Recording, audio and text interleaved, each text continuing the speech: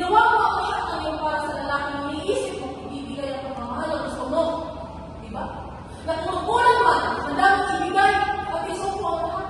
Magkaroon ka lang ng pagkakataon na mahalin ng isang tao ang iniisip mo magpapasaya sa iyo.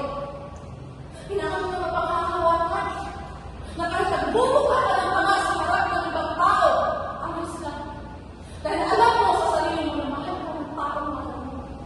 Na wala na ibang mas mahalaga pa, kundi ang mabigyan ng atensyon at pagmamahal ng mga taong itinuturing ng pamilya. Nung buhay ko dyan, ginawa ko ang lahat.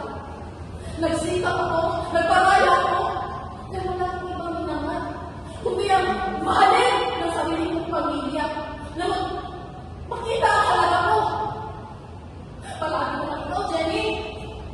Pagmamahal ng mga kapatid, mga laruan ng mga kailangan mo. Ngunit nagpaparaya ako. Dahil pamilya ang tuloy ko sa'yo, sa inyo.